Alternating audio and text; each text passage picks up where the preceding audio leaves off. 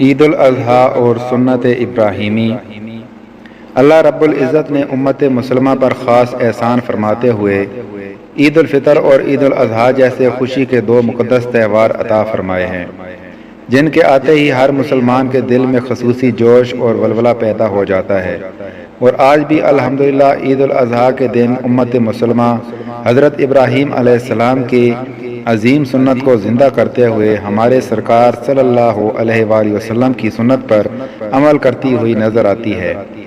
یوں تو حضرت ابراہیم علیہ السلام کی ساری زندگی عظیم الشان قربانیوں سے آراستہ ہے، مگر بحکم خداوندی اپنے لاڈلے فرزند حضرت اسماعیل علیہ السلام کے نرم و نازک خوبصورت نورانی گلے پر اپنے ہاتھ مبارک سے پوری قوت کے ساتھ تیز دھار چھری کا چلانا ایسی لامثال و منفرد قربانی ہے کہ تعمیل حکم و اطاعت خداوندی کی ایسی مثال نہیں ملتی۔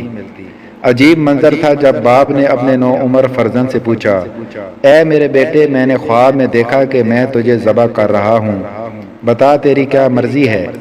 حضرت ابراہیم علیہ السلام نے اپنے بیٹے سے یہ رائے اس لیے نہیں پوچھی کہ اگر بیٹے کی رائے ہوگی تو ایسا کروں گا، ورنہ میں اپنے بیٹے کو ذبح نہیں کروں گا۔ نہیں، ایسا ہرگز نہیں، بلکہ حضرت ابراہیم علیہ السلام نے رائے اس لیے پوچھی تھی کہ میرا وارث اس آزمائش میں پورا اترتا ہے یا نہیں، اور یہ بھی معلوم ہو جائے گا کہ اللہ کے حکم کے بارے میں بیٹے کا تصور کیا ہے۔ حضرت اسماعیل علیہ السلام کی فرما برداری دیکھیے، وہ بیٹا بھی تو کوئی عام بیٹا نہیں تھا، وہ بھی آخر خلیل اللہ کا فرزند ارجمند تھا۔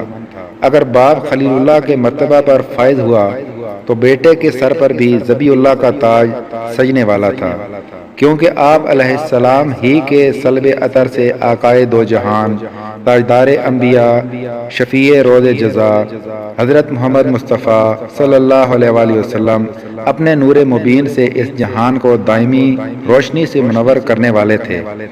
اس لیے وارث نبوت نے بھی اطاعت کی حد کر دی۔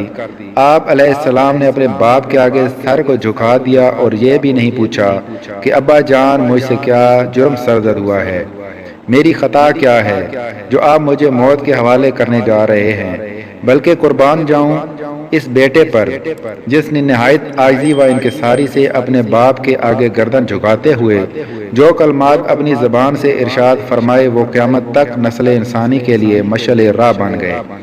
چنانچہ آپ نے ارشاد فرمایا، اس بیٹے نے کہا، اے ابا جان، آپ وہی کیجئے جس کا آپ کو حکم دیا گیا ہے، انشاءاللہ آپ مجھے عنقریب صبر کرنے والوں میں سے پائیں گے۔ اے ابا جان، میں روؤں گا نہیں اور نہ ہی میں چلاؤں گا اور نہ ہی آپ کو اس کام سے منع کروں گا۔ اب آپ چلیے اور اس حکم کی تعمیل میں دیر نہ کیجیے، انشاءاللہ آپ مجھے صبر کرنے والوں میں سے پائیں گے۔ یہ فیضان نظر تھا یا کہ مکتب کی کرامت تھی؟ سکھائے کس نے اسماعیل کو آداب فرزندی؟ اب آگے بڑھ کر حضرت ابراہیم علیہ السلام نے اپنے بیٹے کو پیشانی کے بل لٹا دیا اور حضرت اسماعیل علیہ السلام نے اللہ تعالیٰ کی رضا میں اپنی گردن مبارک زمین پر رکھ دی اور باپ نے چھری کو چلانا شروع کیا تو آسمان و زمین کے فرشتے پہلی دفعہ اطاعت خداوندی اور تسلیم و رضا کا یہ عالی شان منظر دیکھ کر حیران رہ گئے۔ قریب تھا کہ چھری چل جاتی، لیکن اللہ کریم کی طرف سے ندا آئی، اے ابراہیم، تم نے خواب کو سچ کر دکھایا، یہ ایک بڑی آزمائش تھی، تم اس میں کامیاب ہوئے۔ اور اللہ تعالیٰ نے جنت سے حضرت اسماعیل علیہ السلام کے بدلے قربانی کے لیے ایک دمبا بھیج دیا، اور یوں یہ سنت ابراہیمی قیامت تک ہر صاحب استطاعت پر واجب کر دی گئی۔ وہ قربانی راہ حق میں جو اسماعیل نے دی تھی، مثال اس کی ہمیں تاریخ عالم میں نہیں ملتی۔ خدا نے اس کی قربانی کو خود ناز سے دیکھا، ذبیح اللہ کا اعزاز عالی پھر انہیں بخشا۔ حضرت زید بن ارقم رضی اللہ تعالی عنہ فرماتے ہیں کہ صحابہ کرام نے عرض کیا، یا رسول اللہ صلی اللہ علیہ وآلہ وسلم، یہ قربانی کیا ہے؟ آپ صلی اللہ علیہ وآلہ وسلم نے فرمایا، یہ تمہارے باپ حضرت ابراہیم علیہ السلام کی سنت ہے۔ انہوں نے عرض کیا کہ یا رسول اللہ صلی اللہ علیہ وآلہ وسلم، اس میں ہمارا کیا فائدہ ہے؟ آپ صلی اللہ علیہ وآلہ وسلم نے فرمایا تمہارا فائدہ یہ ہے کہ تمہیں قربانی کے جانور کے ہر بال کے بدلے میں ایک نیکی ملے گی۔ انہوں نے پھر عرض کیا یا رسول اللہ صلی اللہ علیہ وآلہ وسلم اون کا کیا حکم ہے؟ آپ صلی اللہ علیہ وآلہ وسلم نے فرمایا اون کے ہر بال کے عوض میں بھی ایک نیکی ملے گی۔